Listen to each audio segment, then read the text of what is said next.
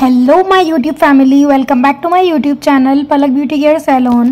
तो आज मैं आपके लिए लेके आ गई हूँ एक O3 ब्राइडल फेशियल ट्यूटोरियल।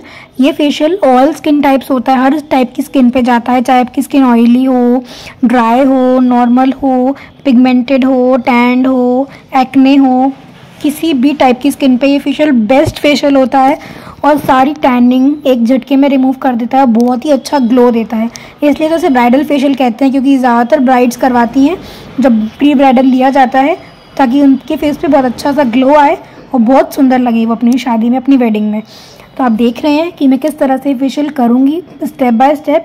ये फेशियल नॉर्मल फेशियल से बहुत ज़्यादा डिफरेंट होता है, क्योंकि इसमें 10 से 12 स्टेप्स होते हैं, जिसके मैं स्टेप बाय स्टेप आपको करके सिखाऊंगी। इसलिए इस वीडियो को बिल्कुल एंड तक देखिएगा गाइस, बिल्कुल भी स्किप मत करिएगा।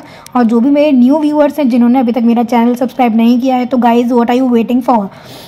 रोज़ आपको नए नए वीडियोज़ चाहिए कि नहीं चाहिए तो जाके जल्दी से सब्सक्राइब कर लीजिए चैनल, क्योंकि मैं रोज़ आपके लिए कुछ ना कुछ नया लेके आऊँगी और आप नोटिफिकेशन आपको उसका मिल जाए, आप मिस आउट ना कर पाएँ, रोज़ कुछ ना कुछ नया सीख पाएँ मेरे चैनल के थ्रू, मेरे थ्रू। इसलिए जाके सब्सक्राइब कर लीजिए, नोटिफिकेशन आइकन दबा लीजिए। तब तक हम स्टार्ट करते हैं हमारा फेशियल ट्यूटोरियल। तो O3 फेशियल में ना सबसे पहला स्टेप होता है हमारा क्लींजिंग हम जितना अच्छे से करेंगे ना, जितनी जेंटल हाथों से करेंगे ना क्लाइंट के फेस पे, जितना रिलैक्स क्लाइंट को मिलेगा ना, उतना ही अच्छे से डस्ट, स्वेट या जो भी टैनिंग होगी ना क्लाइंट के फेस पे, वो रिमूव हो जाएगी। आप देख रहे हैं मैं कितना जेंटली क्लाइंट के फेस पे क्लींजिंग कर रही हूँ। क्लींजिंग आपको थोड़ी क्वांटिटी में नहीं लेना, अच्छी क्वांटिटी में लेना है, तभी क्लाइंट की स्किन पे आपको पूरा अच्छे से लगा के फैलाना है उसे, और फिंगर्स के थ्रू स्प्रेड करके उसे जेंटली अपने फिंगर्स के थ्रू मूव करना है। सर्कुलर मोशन में करना है, आईज के ऊपर करना है, फॉरहेड पे करना है, आपको नेक का एरिया भी कवर करना है, और क्लाइंट बोलता है तो। आप देख रहे हैं वीडियो में कि मैं किस तरह से कर रही हूँ, वैसे ही आपको भी सीखना है और आपको नोट भी करने हैं कि किस तरह के क्या स्टेप्स होते हैं O3 फेशियल में, क्योंकि हर स्टेप का अलग मीनिंग है, अलग इम्पॉर्टेंस है और बहुत ज़्यादा ज़रूरत है सीखने की। कोई भी स्टेप मिस आउट नहीं करना है क्लाइंट के फेस पे, सारे steps step by step apply करने हैं। जितना स्टेप बाय स्टेप आप प्रोसीजर को फॉलो करेंगे ना, उतना ही अच्छा ग्लो आएगा। तो चलिए सीखते हैं कि मैं किस तरह से कर रही हूँ। क्लींजिंग को आप अच्छे से देखिए और सीखिए। चिन के पास हमें फिंगर से बहुत अच्छे से सारी जो डर्ट और डस्ट है वो रिमूव कर देनी है, और अपर लिप्स के ऊपर भी, क्योंकि वहाँ पे काफ़ी ज़्यादा डर्ट और डस्ट जमा हो जाती है। आप देख रहे हैं मैं कैसे रिमूव कर रही हूँ। और सबसे ज़्यादा हमें करना है हमारे चीक्स पे, हमें टाइटनेस लानी है चीक्स पे। तो हम क्या करेंगे, तो सर्कुलर मोशन में करेंगे जिस तरह से मैं कर रही हूँ, लेकिन बहुत जेंटली करना है, बिल्कुल भी हार्श हाथ यूज़ नहीं करना है। जिस तरह से मैं कर रही हूँ आपको ना बहुत स्लो रखनी है स्पीड, ना बहुत फास्ट रखनी है, बहुत नॉर्मल स्पीड रखनी है, और फिर करना है। आपको स्किन के हिसाब से देखना है। अगर स्किन आपकी क्लाइंट की ऑलरेडी अच्छी है, जैसे इन कस्टमर की स्किन पर टैनिंग बहुत ज़्यादा थी लेकिन स्किन अच्छी थी इनकी, तो इसलिए मैं स्मूथ हाथ चला रही थी, बिल्कुल भी लूज़ नहीं छोड़ रही थी, और टाइटनेस लानी थी मुझे इनकी स्किन पर, इसलिए मैं हर फेशियल का स्टेप अपलिफ्ट मोशन में करूँगी ज़्यादातर। आप देख रहे हैं मैं किस तरह से कर रही हूँ। पूरे फेस से हमें जो भी पोर्स में डस्ट है वो रिमूव करनी है क्लींजिंग के थ्रू, इसलिए हम कुछ भी नहीं छोड़ेंगे। हम ईयर्स पे भी करेंगे, फॉरहेड पे भी करेंगे, नोज़ के साइड में भी करेंगे, आई स्किन अंडर आई में भी करेंगे, चिन पे भी करेंगे, चीक पे भी करेंगे, अपर लिप्स पे भी करेंगे, नेक पे भी करेंगे, सब जगह करेंगे, जिससे सारी स्किन टोन जो है ना वो इवन लगे, और जो भी डस्ट ब्लैकनेस क्लाइंट के फेस पे एक्यूमुलेट हो गई है वो रिमूव हो जाए और फेशियल बहुत अच्छा ग्लो दे। आप देख रहे हैं वीडियो में कि मैं किस तरह से कर रही हूँ, वैसे ही हमें भी करना है। क्लींजिंग करते वक्त या फेशियल का कोई भी और स्टेप करते वक्त आप रोज़ वाटर अपने हाथ में ले लें और उसे जो भी आप प्रोडक्ट लगा रहे हैं क्लाइंट के फेस पे उस पर मिक्स करके लगाएं। क्लींजिंग में भी मैं बार बार 2 से 3 ड्रॉप रोज़ वाटर की ले रही थी, क्लींजिंग में मिक्स करके फिर उनके फेस पे जेंटली रब कर रही थी। इससे क्या होता है, स्किन में नरिशमेंट आती है, फ्रेशनेस आती है, और स्किन में जो भी डेडनेस रहती है ना, डेड हो जाती है स्किन, काफ़ी ब्लैक हो जाती है, वो भी रिमूव करने में रोज़ वाटर हेल्प करता है और बहुत ही रिफ्रेशिंग फील देता है। आप वीडियो में देख रहे हैं कि मैं किस तरह से कर रही हूँ। और हमें पूरा नेक का एरिया भी कवर करना रहता है फेशियल में, ताकि स्किन टोन जो है फेस और नेक की इवन लगे। और अगर क्लाइंट आपका कुछ भी पहना है, कोई भी ज्वेलरी पहना है, और अगर आपको प्रॉब्लम आ रही है फेशियल करने में, तो आप बोल सकते हैं क्लाइंट को वो रिमूव करके अपने पास रख ले, जिससे उनकी फेशियल आराम से हो पाएगा और कोई भी इनकन्वीनियंस क्लाइंट को भी नहीं होगी और आपको भी करते वक्त नहीं होगी। तो ये चीज़ आप ध्यान रखें। छोटी छोटी चीज़ें जो होती हैं ना, वही आपकी हेल्प करती हैं आप दूसरों से आपको आगे रखने में और आपके सैलून को ग्रो करने में। और जो O3 फेशियल का क्लींजिंग होता है ना वो बहुत ही अच्छा होता है और बहुत ही अच्छे से पूरे फेस पे वो स्प्रेड हो जाता है और जो भी गंदगी हमारे स्किन की रहती है ना वो खींच लेता है तुरंत और पूरा रिमूव कर देता है, स्किन में बहुत ज़्यादा अच्छा शाइन देता है। ये आप देखेंगे इनका आफ्टर का मैं फ़ोटो डालूंगी क्लींजिंग का भी, तो आपको खुद समझ में आ जाएगा कि मैं किसकी बात कर रही हूँ। क्लींजिंग को हमें जितना ज़्यादा फूलेगा ना क्लींजिंग, जितना ज़्यादा वाइट से ब्लैक हो जाएगा ना, आप खुद समझ जाएंगे कितनी ज़्यादा गंदगी थी क्लाइंट के स्किन में, कितनी ज़्यादा डर्ट रिमूव हुई है, कितनी ज़्यादा पोर्स क्लीन हुए हैं क्लाइंट के फेस के। तो ये आप खुद क्लाइंट को भी दिखा सकते हैं कि आप भी देखिए कितनी ज़्यादा डर्ट थी आपके स्किन में जो हमने क्लींजिंग करके रिमूव की है। वरना क्लाइंट तो कई बार कहते हैं अरे हमारी स्किन में तो कोई डर्ट थी ही नहीं, हम तो डस्ट थी ही नहीं, हमें तो स्वेट आता ही नहीं है, जो कि बिल्कुल ही गलत चीज़ है, मान ही नहीं सकते। समर्स हो रहे हैं, डस्ट तो बहुत जल्दी हमारी स्किन में बैठती है क्योंकि समर्स का सीज़न है, स्वेटिंग बहुत ज़्यादा होती है सबको, तो ये चीज़ तो ऑब्वियसली सोचने वाली चीज़ है, कोई इसमें वो डाउट है ही नहीं। पर नंदलेस क्लींजिंग के बाद हम करेंगे अब D10। आप देखेंगे कि हम D10 किस तरह से करते हैं। क्लींजिंग करने के बाद आप पूरे फेस को स्पॉन्ज की हेल्प से अच्छे से क्लीन कर दें, जो भी हमारा एक्सेस क्लींजिंग रह गया है वो अच्छे से वाइप ऑफ कर दें और उसके बाद अच्छे से फेस को टॉवल ड्राई कर दें ताकि जो भी वाटर के रेमिनेंट्स हैं वो रिमूव हो जाएं। फेस बिल्कुल ड्राई होना चाहिए, D10 करने से पहले बिल्कुल भी वेटनेस नहीं हो फेस पे। और आप देख ही रहे होंगे क्लींजिंग करने के बाद कितना अच्छा शाइन आ रही है इनके फेस पे, बिल्कुल क्लीन लग रहा है इनका फेस। आपने बिफोर का देखा होगा, क्लींजिंग के बाद का भी आप देख रहे हैं कितना अच्छा आया है। अब उसके बाद हम D10 करेंगे इनके फेस पे। O3+ के सारे ही जो प्रोडक्ट्स होते हैं वो बहुत अच्छे होते हैं, बहुत अच्छा ग्लो देते हैं फेस पे। तो अब हम D10 करेंगे इनके फेस पे। आप देख रहे हैं D10 की लेयर हम किस तरह से ब्रश से अप्लाई कर रहे हैं इनके फेस पे। कोई भी प्रोडक्ट हो, चाहे वो फेशियल का हो, क्लीनअप का हो, फेस पे अगर आपको एप्लीकेशन करनी है ना तो आप फिंगर्स के बजाय अपने ब्रश का यूज़ कर सकते हैं। इससे जो आपका प्रोडक्ट है ना उसकी क्वांटिटी भी कम लगती है, बहुत अच्छे से एप्लीकेशन भी हो जाती है और सारा एरिया बिल्कुल कवर हो जाता है ईजीली बिना किसी इनकन्वीनियंस के। कई बार होता है क्लाइंट को इशू होता है हाइजीन का, चाहे हम ग्लव्स पहन लें या कुछ भी कर लें, लेकिन still it is a problem for many customers की हाइजीन इशू रहता है फिंगर से। इसलिए बेस्ट है आप ब्रश का यूज़ करें, जिससे आपका प्रोडक्ट भी कम लगेगा, ईजीली एप्लीकेशन भी हो जाएगा, क्लाइंट को भी इनकन्वीनियंस नहीं होगी, आपके लिए भी बेस्ट ऑप्शन है ये चीज़। तो ये आप ट्राई करिए, बहुत अच्छी चीज़ है ब्रश से अप्लाई करना। तो आप देख रहे हैं मैं किस तरह से ब्रश से D10 पूरे फेस पे इनके अप्लाई कर रही हूँ। D10 आपको अप्लाई करते वक्त ना अंडर आई में बहुत अच्छे से अप्लाई करना है, लेकिन आईज़ के ऊपर अप्लाई नहीं करना, आईब्रोज़ के ऊपर अप्लाई नहीं करना, और अगर क्लाइंट के साइड में फेशियल एयर्स हैं तो वहाँ पे अप्लाई नहीं करना। आप देख रहे हैं मैं किस तरह से अप्लाई कर रही हूँ, बिल्कुल वैसे ही आपको भी अप्लाई करना है, इसलिए बिल्कुल ध्यान से देखिए इसको कि मैं किस तरह से अप्लाई कर रही हूँ और सीखिए कि हम D10 किस तरह से अप्लाई करते हैं। D10 को हमें हमारे ईयर्स पे भी अप्लाई करना होता है, नेक पे भी अप्लाई करना होता है। जिस तरह से हम फेशियल करते हैं, क्लींजिंग किया था ना, वैसे ही पूरे फेस पे और नेक पे भी हमें D10 अप्लाई करना होता है, जिससे जो स्किन टोन है ना वो इवन लगे। D10 अब हम क्यों करते हैं, D10 ब्लीच में डिफरेंस क्या है, ये भी मैं आपको बता देती हूँ। D10 जो होता है ना वो हमारे फेस की टैनिंग रिमूव करने में हेल्प करता है, बस इसका यही काम है कि फेस की टैनिंग रिमूव करना। और जो हमारा ब्लीच होता है, ब्लीच का क्या काम है, ब्लीच का काम है ग्लो देना। ग्लो इन द सेंस जो हमारे फेशियल हेयर्स होते हैं ना उसको वो येलोइश कर देता है और स्किन टोन में चेंज कर देता है। लोग कहते हैं कि स्किन टोन में चेंज कर देता है, लेकिन मोस्टली वो येलो कर देता है हेयर्स को, इसलिए ब्लीच करवाना लोग कम प्रेफर करते हैं। और ब्लीच में थोड़ा अमोनिया होता है, तो ब्लीच आपको 1 से 2 महीने में एक बार करनी चाहिए, ब्लीच ज़्यादा नहीं करनी चाहिए, वरना आपकी स्किन को ब्लैक कर देता है bleach most of the time. बाकी D10 आप 15 डेज़ में एक बार कर सकते हैं। D10 आपके लिए बिल्कुल भी हार्मफुल नहीं होता है इतना, लेकिन फिर भी आपको D10 की बहुत पतली लेयर लगानी है, बहुत मोटा मोटा नहीं लगाना है फेस पे, वरना है तो केमिकली D10 भी, तो अफेक्ट तो करेगा आपके फेस पे, लेकिन not as much as compare to bleach. तो आप समझ गए होंगे आप ब्लीच और D10 में क्या अंतर है। D10 आपके फेशियल एयर्स को येलो नहीं करता है। और बाकी रही ईचिंग की बात, तो ईचिंग अगर आपकी स्किन ड्राई हो रही है, आपकी स्किन में कुछ प्रॉब्लम है, एक्ने है, एक्टिव एक्ने है, पिगमेंटेड स्किन है, तो थोड़ी जलन आपको D10 में भी होगी, पर ब्लीच में तो D10 के कंपैरिजन में थोड़ी ज़्यादा होती है। तो आप समझ गए होंगे कि दोनों में क्या डिफरेंस है, तो उसके अकॉर्डिंग आप अपने क्लाइंट के फेस पे अप्लाई कर सकते हैं। बाकी रही O3+ ब्राइडल फेशियल की बात, तो इसमें सारे स्टेप्स फेशियल के किट में ऑलरेडी प्रेजेंट रहते हैं इंस्ट्रक्शंस के साथ। तो D10 अब इसी O3+ फेशियल के किट में ही आया था, तो मैं वही इनके फेस पे अप्लाई कर रही हूँ, कुछ भी अलग से अप्लाई नहीं कर रही हूँ मैं। आप देख रहे हैं फेस में कि किस तरह से मैं जेंटली पूरे फेस पे इनके D10 अप्लाई कर रही हूँ।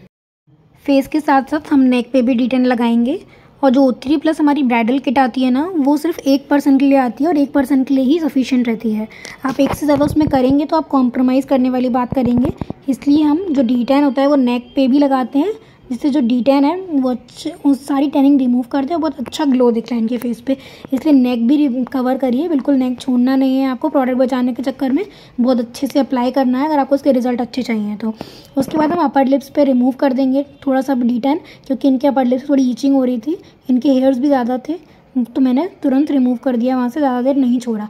जहाँ जहाँ आपको फेशियल हेयर्स लग रहे हैं ना, तो वहाँ आप D10 थोड़ा जल्दी रिमूव कर दीजिए as compare to other parts of the face. आप देख रहे हैं कि किस तरह से मैं इनके पूरे फेस से D10 रिमूव करूँगी। लेकिन D10 रिमूव करने से पहले आप 2 से 3 मिनट की मसाज दे दें D10 के करके क्लाइंट के फेस पे, जिससे जो D10 है, जिससे कूलिंग सेंसेशन मिलती है क्लाइंट को, तो वो बहुत अच्छे से स्किन की टैनिंग रिमूव कर देगा। D10 करने के बाद, मसाज देने के बाद 10 मिनट बाद हम फेस को क्लीन कर देंगे स्पॉन्ज की हेल्प से। आप देख रहे हैं कि कितना अच्छा ग्लो आया है, कितनी सारी टैनिंग थी इनके फेस पे, पूरी रिमूव हो चुकी है, कितना शाइनी हो रहा है इनका फेस और कितना क्लीन लग रहा है इनका फेस। आपको स्पॉन्ज की हेल्प से बहुत जेंटली रिमूव करना है। स्पॉन्ज ज़्यादा हार्श हाथ यूज़ नहीं करना है, रब नहीं करना है। स्पॉन्ज को वेट करके ही क्लाइंट का फेस आपको क्लीन करना है। ड्राई स्पॉन्ज से फेस क्लीन नहीं करना है, वरना क्लाइंट के फेस पे रैशेज आ सकते हैं, एक्ने हो सकता है और बहुत प्रॉब्लम हो सकती है। और ग्लो आना तो छोड़ दीजिए, फिर नेक्स्ट टू इम्पॉसिबल है। इसलिए स्पॉन्ज आपका वेट होना चाहिए और उसके बाद आप क्लाइंट का फेस क्लीन करिए, और वो बिल्कुल जेंटली, जिस तरह से मैं कर रही हूँ वैसे ही आपको भी करना है। O3+ का D10 के अलावा आपके पास बहुत सारे और D10 भी अवेलेबल होते हैं, जो कि आप एप्लीकेशन कर सकते हैं। अगर आप कोई और फेशियल कर रहे हैं तो O3+ का D10 भी अलग से आता है अब तो। और उसके बाद रागा का D10 भी बहुत अच्छा है, वैदिक्स का भी बहुत अच्छा है, बहुत सारे आते हैं, तो आप चेक कर सकते हैं। और सबसे बेस्ट तो हमारा रागा का बोला जाता है, तो आप वो एप्लीकेशन कर सकते हैं। अब D10 के बाद हमारा नेक्स्ट स्टेप होता है ब्राइटनिंग टॉनिक, जो कि हम पूरे फेस पे अप्लाई कर देते हैं और उसके बाद फिर हम मसाज देना स्टार्ट करते हैं। हमारा 5th स्टेप होता है मसाज। मसाज बहुत मेन स्टेप होता है, चाहे वो कोई भी फेशियल हो। और O3+ की क्रीम तो बहुत ही ज़्यादा अच्छी है मसाज की, आप देख ही रहे होंगे कितना अच्छा स्मूथ क्रीम है, पूरे फेस पे इजीली अप्लाई हो जाता है और बहुत ज़्यादा नरिशमेंट देता है, बहुत अच्छी शाइन देता है, बहुत अच्छा ग्लो देता है। आप देख रहे हैं कि मैं किस तरह से इनके पूरे फेस पे अब मसाज कर रही हूँ।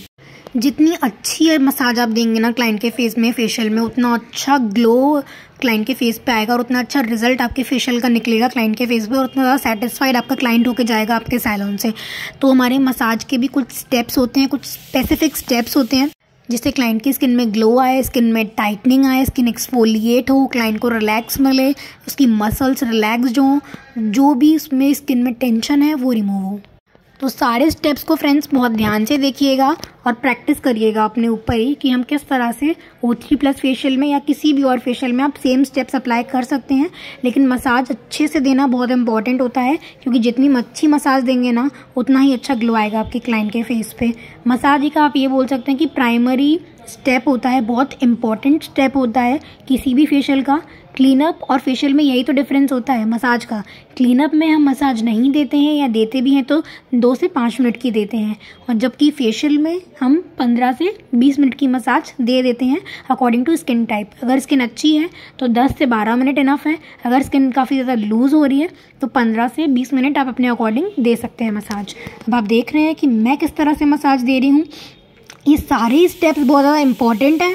सारे स्टेप्स आपकी स्किन को एक्सफोलिएट करने में हेल्प करते हैं, सारे ही स्टेप्स आपकी स्किन में टाइटनिंग लाने में हेल्प करते हैं, स्किन में ग्लो लाने में हेल्प करते हैं, टैनिंग रिमूव करने में हेल्प करते हैं, आपकी मसल्स को रिलैक्स करने में हेल्प करते हैं। इतना ज़्यादा रिलैक्स कर देते हैं कि आप आराम से रिलैक्स होकर आपको नींद आ जाए, तो आपकी जो हार्मोन्स हैं वो रिलीज़ हो, रिलैक्सिंग हार्मोन्स, तभी आपके फेस पे ग्लो आएगा। क्योंकि जितना ज़्यादा रिलैक्स आप फेशियल में करेंगे ना क्लाइंट को, उतना ही ज़्यादा क्लाइंट रिलैक्स होगा, उसकी मसल्स ईज होंगी और उतना अच्छा ग्लो क्लाइंट के फेस पे आपको दिखेगा आफ्टर फेशियल। आप देख रहे हैं कैसे अपलिफ्ट मोशन में, सर्कुलर टाइप में मैं फिंगर्स को राउंड राउंड मूव करके क्लाइंट के फेस पे जो क्रीम हमने लगाई है उसको एब्जॉर्ब करवा रही हूँ। आप देख रहे हैं क्लाइंट को कितना रिलैक्स मिल रहा है, क्लाइंट कितना हैप्पी लग रहा है। और उसके बाद हम अपलिफ्ट मोशन में हमारी मसाज स्टार्ट करेंगे, जिससे स्किन में टाइटनिंग आए। ये वाला जो स्टेप रहता है हमारा अपलिफ्ट मोशन का, ये स्किन में टाइटनिंग लाने के लिए रहता है। अब आप देख रहे हैं कि मैं किस तरह से कर रही हूँ। हमें इसमें दोनों हैंड्स का यूज़ करना होता है एक साइड पे, और सिमिलरली हमें दोनों साइड सेम मसाज देनी होती है। जो चीक्स रहते हैं, जो चिन एरिया रहता है, हमारा जो एरिया रहता है, उसमें टाइटनिंग आए और जो भी मसल्स हैं जो हमारी टेंस हो गई हैं, फेशियल मसल्स जिनको हम बोलते हैं, उसमें क्लाइंट रिलैक्स मिले क्लाइंट को और ग्लो भी उतना ही अच्छा है। सेम स्टेप आपको कम से कम 2 मिनट करना है, पूरे फेस पे करना है। आप देख रहे हैं मैं किस तरह से कर रही हूँ अपलिफ्ट मोशन में। क्लाइंट की स्किन जितनी लूज़ रहती है उतनी ही टाइटनिंग आए क्लाइंट की स्किन में, क्लाइंट को उतना ज़्यादा रिलैक्स मिले, इसलिए ये स्टेप बहुत इंपॉर्टेंट होता है। ये स्टेप हम क्लीनअप में नहीं करते हैं, ये सिर्फ हम फेशियल में ही करते हैं, क्योंकि ये मोस्टली हम स्किन टाइटनिंग फेशियल में करते हैं। लेकिन क्योंकि O3+ फेशियल एक ब्राइडल फेशियल है, तो इसमें हम सब तरह के स्टेप्स देते हैं अकॉर्डिंग टू स्किन। इनकी स्किन में टाइटनिंग देने के लिए ही मैं ये वाला स्टेप अप्लाई कर रही थी, और सिमिलर हम फॉरहेड पे भी करेंगे। स्किन को स्ट्रेच करेंगे जिससे स्किन में टाइटनिंग आए। हम अपलिफ्ट मोशन में ही करते हैं सारे स्टेप्स, ये बात आप याद रखिएगा। कोई भी आपको डाउनलिफ्ट मोशन में नहीं मिलेगा, सारे अपलिफ्ट मोशन में मिलेंगे, क्योंकि डाउनलिफ्ट मोशन में तो ऑलरेडी आपकी स्किन चली जाती है, लूज़ होती है, तब डाउन लिफ्ट ही तो होती है, आपकी नीचे लटक जाती है।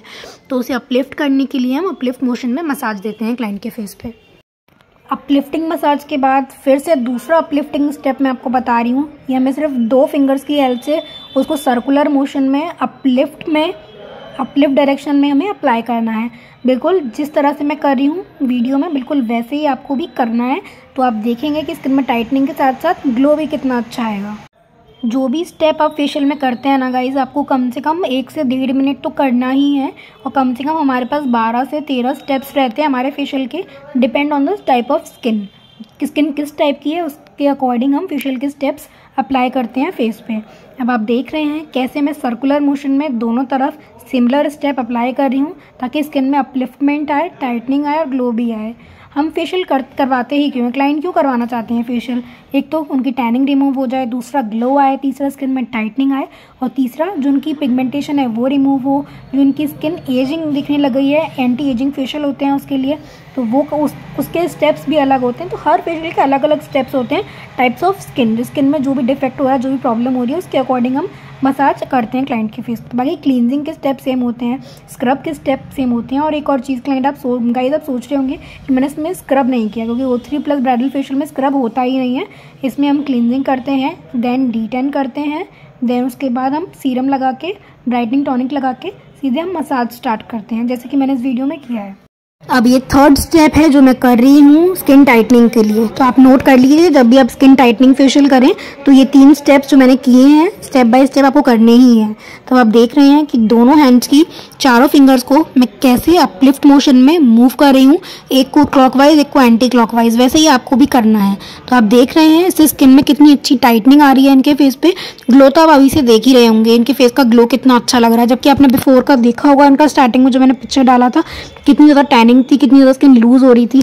और अब आप देख रहे होंगे स्किन कितनी ग्लो कर रही है, कितनी खिल रही है, कितना क्लीन लग रहा है, कितना ग्लो लग रहा है। इसमें एक तो उनकी चारों प्रॉब्लम सॉल्व हो गए हैं, स्किन में टाइटनिंग आई है, टैनिंग रिमूव हुई है, ग्लो आया है, और इनकी स्किन जो भी डलनेस थी, पोर्स क्लॉग्ड हो गए थे ना, वो सब क्लीन हो गए हैं। कितनी शाइन मार रही है इनकी स्किन, आप खुद ही नोट कर रहे होंगे कितना प्यारा, कितना अच्छा फेशियल है।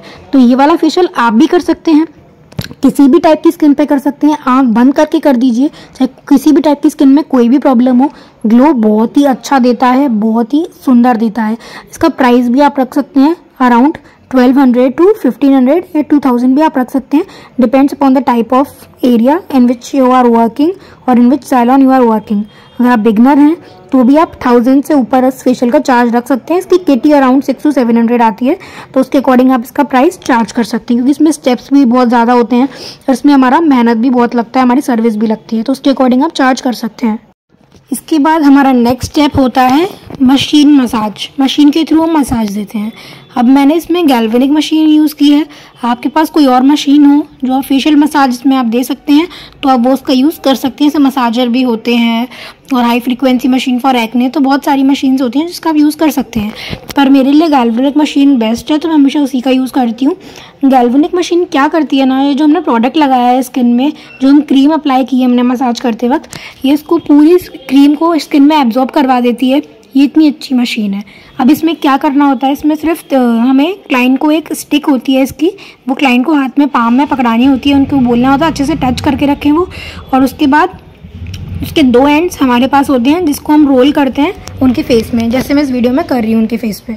और इसमें आप मशीन में वाइब्रेशन भी चेक करते रहें कि उसमें 4 स्टिक्स होती हैं वाइब्रेशन की, जो उसमें आती है, लाल रेड साइंस होते हैं। ओके, सो आप वो चेक करते रहते हैं मशीन में। मैं आपको कभी मशीन का ट्यूटोरियल भी अलग से सिखाऊंगी बना के कि हम मशीन को किस तरह से यूज़ करते हैं, गैल्वेनिक मशीन को। पर अभी के लिए आप इतना ही समझ लीजिए कि ये मशीन बहुत ही अच्छी है। और इसका मैंने आपको ऊपर से समझा ही दिया है कि हमें 2 स्टिक्स, जो मैं जैसे रोल कर रही हूँ क्लाइंट के फेस पे, आपको वैसे रोल करनी है। ये इससे मुंह का टेस्ट चेंज होता है इस मशीन से, और इस मशीन से ग्लो भी बहुत अच्छा आता है। क्लाइंट को लग सकता है थोड़ी ईचिंग हो सकती है, थोड़ा वाइब्रेशन हो सकता है क्लाइंट के फेस पे, तो वो मना कर सकता है इसको लगाने के लिए, लेकिन आपको ऐसा नहीं करना है। आपको कन्विंस करना है, एडवाइस करना है कि लगवाएं, क्योंकि इस मशीन के जो रिजल्ट्स होते हैं ना, आफ्टर इफेक्ट्स बहुत ज़्यादा अच्छे होते हैं और बहुत ज़्यादा ग्लो करता है फेशियल के बाद। तो इसके बाद हमारा नेक्स्ट स्टेप होता है स्टीम, जो कि हम क्लाइंट को देते हैं। मेरे पास बड़ा वाला स्टीमर है जिसमें हम हॉट और कोल्ड दोनों तरह की स्टीम दे सकते हैं।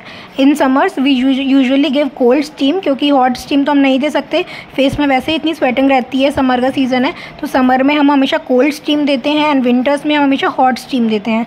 इसलिए आपके पास ये स्टीमर होना बहुत ज़रूरी है। और स्टीम आपको 1 से 1.5 मिनट तक देनी है, इससे ज़्यादा आप ना दें तो ही अच्छा है, क्योंकि 1 से 1.5 मिनट ही सफिशिएंट है और बहुत अच्छा प्रोवाइड करती है इसमें हाइड्रेशन और ग्लो। आप देख रहे हैं कि किस तरह से मैंने स्टीमर इनके फेस के ऊपर रखा हुआ है और पूरे फेस पे इनके अच्छे से स्टीम लग रही है। स्टीमर तो आपके पार्लर में या सैलून में होना ही चाहिए, क्योंकि स्टीमर तो हर किसी में लगता है, चाहे वो बैक मसाज हो, फेशियल हो, आपका हेयर स्पा हो। हेयर स्पा मशीन आपके पास नहीं है तो आप ये वाले स्टीमर से ही आप दे सकते हैं स्टीम, अगर आप चाहें तो ये बहुत ज़्यादा सफिशिएंट रहता है और अराउंड 3 to 4,000 इसका कॉस्ट पड़ता है। तो अगर आप चाहें तो आप भी परचेज़ कर सकते हैं और स्टीम प्रोवाइड कर सकते हैं अपने क्लाइंट को फेशियल के टाइम। समर्स के टाइम कोल्ड स्टीम देने से 2 चीज़ें होती हैं। एक तो क्लाइंट को बहुत ज़्यादा रिलैक्स मिलता है समर्स की हीट से, जो उनकी हीट में बहुत ज़्यादा स्वेट हो जाता है, डस्ट हो जाती है, तो बहुत हाइड्रेटेड हो जाती है स्किन और बहुत ज़्यादा ग्लोइंग हो जाती है। अब इसके बाद हम लगाएंगे पैक। नेक्स्ट स्टेप है हमारा पैक। तो अब O3 फेशियल में क्या 3 हमारे जो पाउडर पैक्स आते हैं, 2 जिसमें एक जेल पैक रहता है और 2 पाउडर रहते हैं। तो हमें एक पावर मास्क लेना है, जो मैंने इस वीडियो में लिया है, जो मैं अप्लाई कर रही हूँ उनके फेस में। उसमें हमें जेल मिक्स करना होता है और दोनों को मिक्स करके फेस पे अप्लाई करना होता है। ये हमारा पील ऑफ मास्क होता है, तो इसमें हमें कुछ भी उससे स्पंज से या टॉवल से हमें रिमूव नहीं करना है, हमें सिर्फ सिंपली पील ऑफ करना है कुछ टाइम बाद जब मास्क ड्राई हो जाता है। लेकिन लगाने के लिए भी आपको बहुत ज़्यादा मोटी या बहुत ज़्यादा पतली लेयर नहीं लगानी है, बहुत नॉर्मल लेयर लगानी है और बहुत ज़्यादा टाइम तक आपको ड्राई नहीं करना है, वरना उसको पील करने में बहुत ज़्यादा प्रॉब्लम होगी और उससे स्किन भी पील हो सकती है अगर आप बहुत ज़्यादा ड्राई कर लेंगे मास्क। तो आप देख रहे हैं कि मैं किस तरह से इनके पूरे फेस पे मास्क को अप्लाई कर रही हूँ। वीडियो में आप देख ही रहे होंगे कि इस पावर मास्क को भी हमने ब्रश से ही अप्लाई किया है, क्योंकि मैंने आपसे पहले भी कहा था कि एप्लीकेशन ब्रश से करना बहुत ज़्यादा इजी हो जाता है। हम फिंगर से करेंगे तो वो फिंगर्स में बार बार वो जो प्रोडक्ट हमने लगाया है वो फिंगर्स में आएगा, उससे हमें भी इचिंग हो सकती है और क्लाइंट को भी इरिटेशन हो सकती है और उसमें प्रोडक्ट भी ना बहुत कम लगता है। जब हम ब्रश से एप्लीकेशन करते हैं या आप खुद करेंगे ना, तो आपको खुद समझ आएगा कि प्रोडक्ट बिल्कुल मतलब 50% आप कम मान लीजिए, इतना कम प्रोडक्ट लगता है। तो आप खुद समझ सकते हैं कि कितना हमारा जो प्रोडक्ट है वो बचता है, हमारा टाइम बचता है, क्योंकि फिंगर से लगाते हैं तो ज़्यादा टाइम लगता है और जब हम ब्रश से लगाते हैं तो कंपैरेटिवली कम टाइम में बहुत अच्छे से एप्लीकेशन हो जाती है पूरे फेस पे, जैसे कि मैं कर रही हूँ। मेरे लिए तो बहुत ईजी होता है ब्रश से करना, इसलिए हमेशा मैंने ब्रश से ही किया है। जब से मैंने ट्राई किया था तो मैंने देखा ब्रश से बहुत ईजीली एप्लीकेशन हो रही है और प्रोडक्ट भी मेरा बहुत कम लग रहा है। और हमें ना बहुत ज़्यादा मोटी लेयर नहीं लगानी है, लेकिन आप जब चिन पे लगाएंगे ना, चिन पे आप थोड़ी सी मोटी लेयर नीचे की साइड लगा देना, क्योंकि जब आप पील करोगे ना तो पील करने के लिए आपके फिंगर में आएगा तो वो इजीली पील हो जाएगा। अगर आप पतली लेयर लगाओगे पूरे फेस पे और चिन पे भी अपने पतली लेयर लगा दी तो पील करने में ना स्किन पील होने के चांसेस रहते हैं। इसलिए ना साइड में आप थोड़ी मोटी लेयर लगा दीजिए, बाकी फेस पे आप थोड़ी पतली लगाएंगे तो चलेगा, कोई इशू नहीं है, कोई प्रॉब्लम नहीं है। जैसा कि मैंने किया है इस वीडियो में, बिल्कुल आपको भी वैसे ही करना है। ये जो पावर मास्क है बहुत जल्दी थिक हो जाता है एयर के कांटेक्ट में आके, इसलिए मैं बहुत जल्दी से फिंगर से लगा रही थी। ब्रश से एप्लीकेशन करने के बाद जो भी प्रोडक्ट बचा था, जिससे वो बहुत जल्दी ड्राई होना हो जाए और पूरे फेस पे अच्छे से एप्लीकेशन हो जाए। अगर वो ड्राई हो जाता है तो ड्राई होने के बाद वो लग नहीं पाता है फेस पे, बहुत जल्दी थिक हो रहा था वो। आप देख ही रहे होंगे वीडियो में, आपको समझ आ रहा होगा कि इतनी कंसिस्टेंसी थिक हो रही थी उसकी टाइम बाय टाइम। तो इसलिए मैंने जल्दी से फिंगर्स में लिया जितना भी मटेरियल क्वांटिटी बचा था उसका, और पूरे फेस पे मैंने अच्छे से लेयर बाय लेयर अप्लाई किया है, जिससे उनके फेस पूरा अच्छे से कवर हो जाए। और मैंने नेक एरिया पे भी लगा दिया है, जैसे हमने पूरे फेशियल में किया है। हर स्टेप हम नेक तक करते हैं, वैसे ही पावर मास्क भी हम नेक तक लगाएंगे तो आप देख रहे हैं कि मैंने पूरे फेस पे किस तरह से एप्लीकेशन किया अच्छे से। अगर आपको भी लग रहा है कि आपका पावर मास्क थिक हो रहा है, ब्रश से इतनी जल्दी नहीं लग पा रहा है, आपको इतनी प्रैक्टिस नहीं है ब्रश से लगाने की, तो आप ब्रश से लगाने के बजाय आप फिंगर से भी जल्दी जल्दी लगा सकते हैं, क्योंकि ये बहुत जल्दी थिक हो जाता है। सिर्फ इस वजह से मैं ये कह रही हूँ। आप देख सकते हैं कि वीडियो में कि मैं किस तरह से कर रही हूँ। और कुछ 5 से 7 मिनट के अंदर ये पूरा ड्राई हो जाता है। मीडियम ड्राई करना है हमें, फुल ड्राई नहीं करना है, वरना पील ऑफ करने में प्रॉब्लम होगी। स्किन में रैशेज़ हो सकते हैं, स्किन भी पील हो सकती है। तो आप देख रहे हैं कि मैं किस तरह से इनका मास्क इजीली पील ऑफ कर पा रही हूँ, क्योंकि वो सेमी ड्राई था, पूरा ड्राई नहीं किया था मैंने।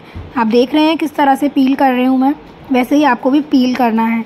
मैंने कुछ वीडियोस में देखा है कि वो पहले स्ट्रिप्स लगाते हैं वाइट पट्टी की और उसके ऊपर ये मास्क लगाते हैं, तो आप चाहें तो वैसा भी कर सकते हैं। लेकिन कुछ कस्टमर्स वो प्रेफर नहीं करते, क्योंकि उन्हें उससे लगाने से सफोकेशन होता है। तो इसलिए मैं डायरेक्ट लगा देती हूँ। इनको वो नहीं चाहिए थी वो चीज़, इसलिए मैंने डायरेक्ट इनके फेस पे लगाया था और डायरेक्ट ही पील करी थी।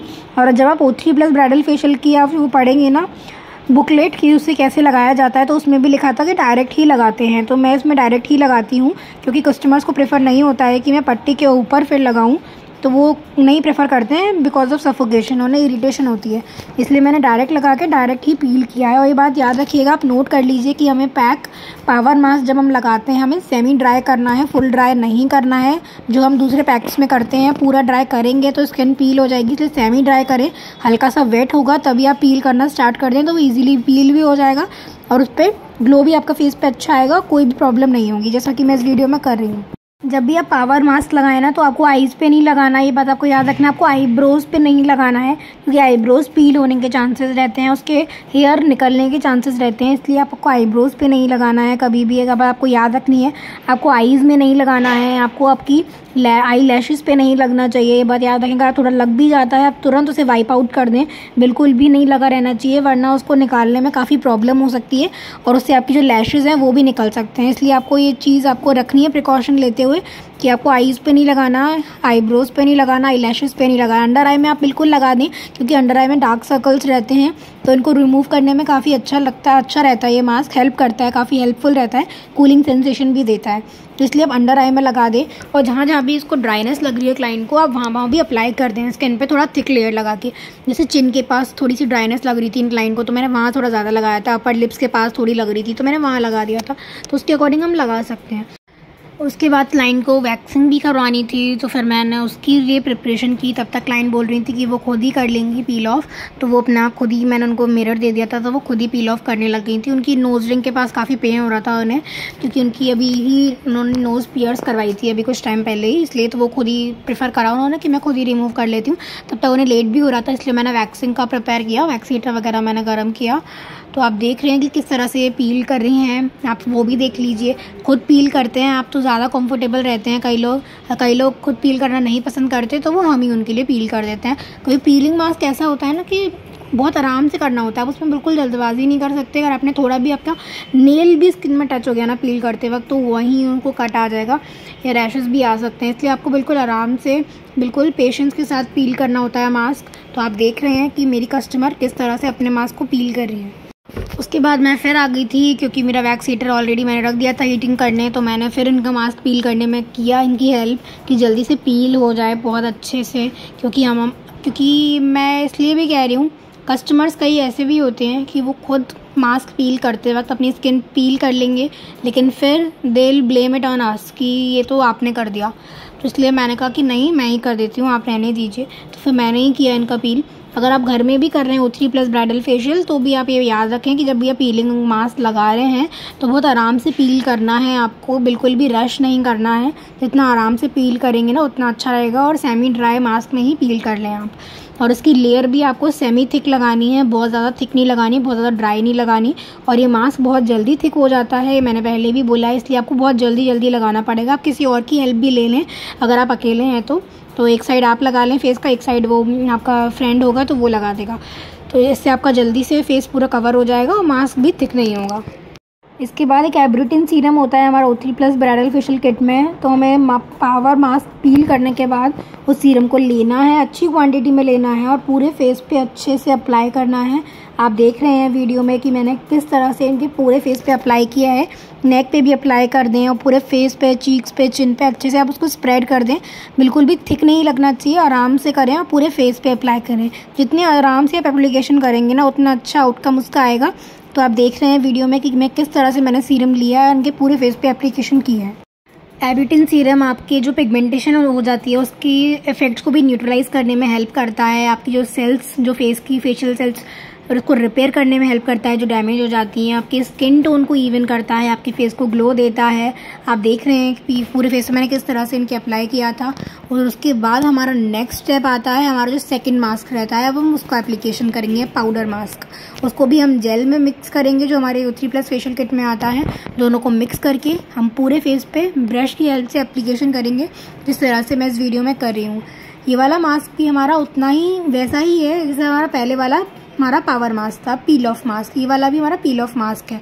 इसको आप पैक भी बोल सकते हैं क्योंकि इसको हम थोड़ा सा ज़्यादा ड्राई करते हैं। हमने हमारा पील ऑफ मास्क को सेमी ड्राई किया था जो हमारा पावर मास्क था, लेकिन इसको हम सेमी ड्राई से थोड़ा ज़्यादा करेंगे, लेकिन फुल ड्राई हम इसको भी नहीं करेंगे। तो आप देख रहे हैं किस तरह से हम पूरे फेस पे इसको अप्लाई कर रहे हैं।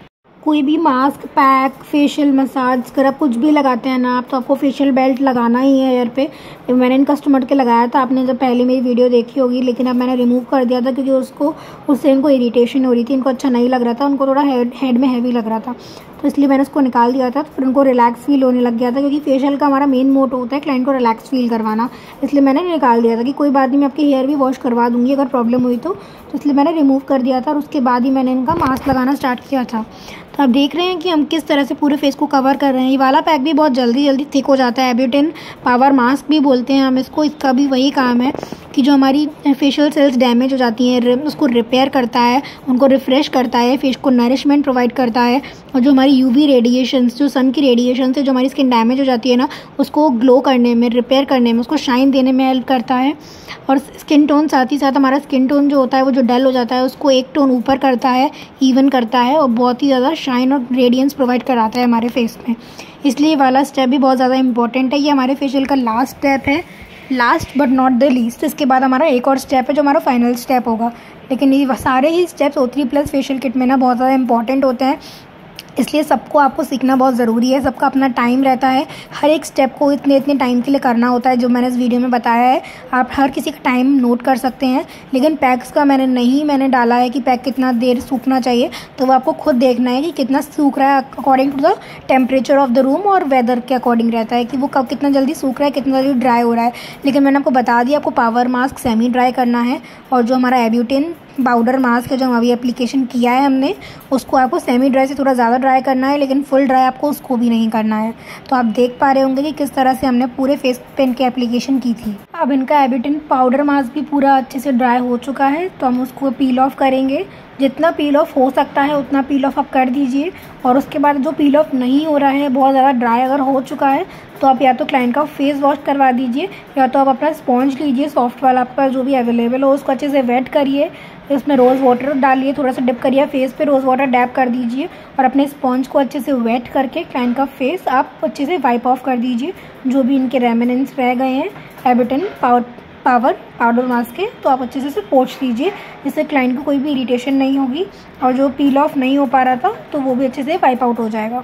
आप देख रहे हैं किस तरह से अपने हैंड का यूज़ करके इनके मास्क को पील करने का ट्राई कर रही हूँ, क्योंकि इनका जो पावर मास्क है वो थोड़ा सा ज़्यादा इनका ड्राई हो चुका है फेस पे, इसलिए हमें जल्दी रिमूव करना पड़ेगा जिससे वो और ड्राई ना हो पाए और जल्दी से रिमूव हो जाए। पील ऑफ मास्क में आपका यही कंडीशन रहती है कि आपको कितने टाइम पीरियड के लिए इसे लगा छोड़ना है, कितना ड्राई करना, कब पील ऑफ करना है, क्योंकि थोड़ा भी टाइम ऊपर नीचे हुआ ना तो आपका पूरा जो मास्क है ना वो ख़राब हो जाता है। अगर आप इसे पील करेंगे तो आपकी स्किन भी पील हो सकती है अगर वो ज़्यादा ड्राई हो गया तो ये चीज़ें आपको बहुत ध्यान रखनी है, आपको नोट करनी है। इन चीज़ों पे आपको कुछ ज़्यादा ही वर्क करना होगा और प्रैक्टिस करनी होगी कि आप तभी समझ पाएंगे। तो इसमें वेदर का भी बहुत बड़ा रोल होता है कि आपका वेदर कैसा है। सपोज़ अगर आपके रूम में AC चल रहा है और फ़ैन भी ऑन है तो आपका जो पील ऑफ मास्क है वो 3 से 4 मिनट में ही ड्राई हो जाएगा। और सपोज़ आपका AC ऑन नहीं है, सिर्फ फ़ैन ही चल रहा है तो उसे 7 to 8 मिनट्स लगते हैं ड्राई होने में। तो it is all depends upon the weather, upon the room temperature.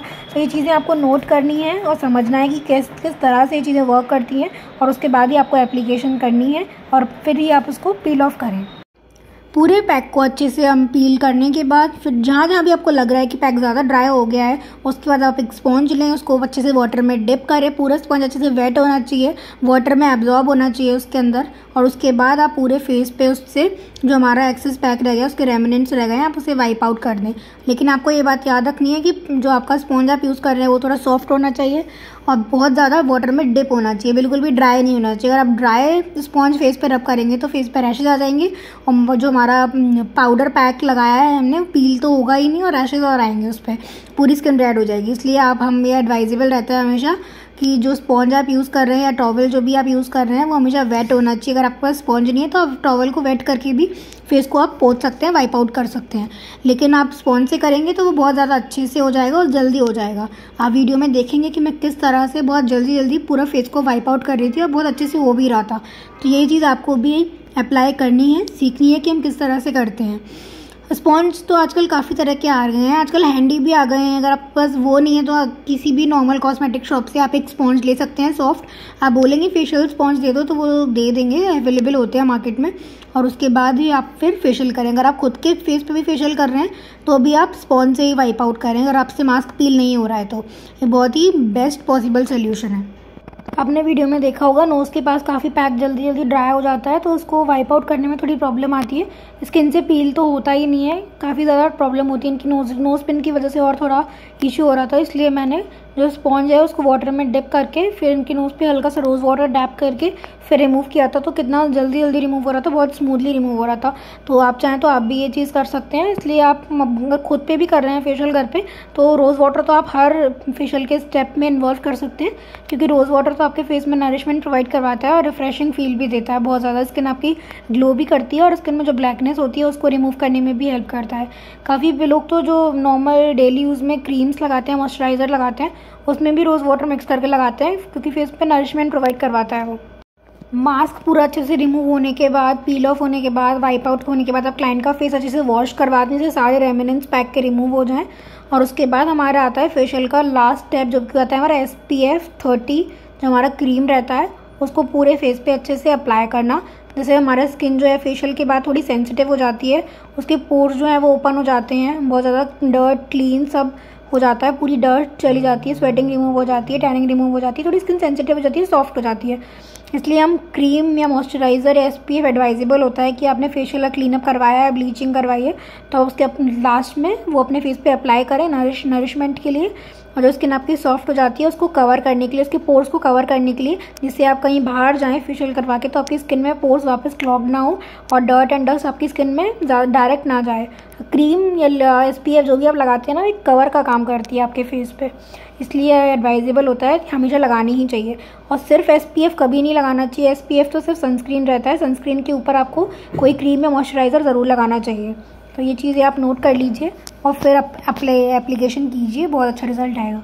आप देख सकते हैं अब फेशियल का आफ्टर ग्लो कितना अच्छा आया है, स्किन कितनी नरिश लग रही है, कितनी शाइनी लग रही है, कितना पूरा टैनिंग रिमूव हो गया है, तो स्किन में कितना अलग सा ही ग्लो आया है, बहुत सुंदर लग रहा है। फेस की ब्यूटी एकदम एनहांस हो गई है, बहुत ग्लोई और शाइनी फेस लग रहा है, आपको खुद ही वीडियो में समझ आ रहा होगा। अगर आपको भी ये वीडियो ट्यूटोरियल पसंद आया हो, इससे आपको कुछ नया सीखने को मिला हो, इस O3 प्लस ब्राइडल फेशियल को आप करना सीख पाए हो, तो मेरी वीडियो को लाइक ज़रूर करिएगा फ्रेंड्स, और मेरे चैनल को सब्सक्राइब करना बिल्कुल मत भूलिएगा, क्योंकि आप जानते हैं मैं रोज़ आपके लिए कुछ ना कुछ नया ट्यूटोरियल लेके आती हूँ।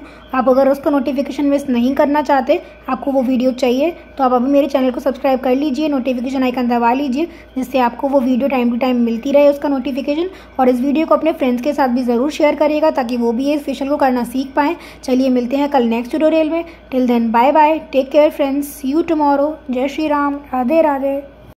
चैनल को सब्सक्राइब करना बिल्कुल मत भूलना गाइस, अगर आपको कल की वीडियो का नोटिफिकेशन चाहिए तो। चलिए मिलते हैं कल, बाय बाय।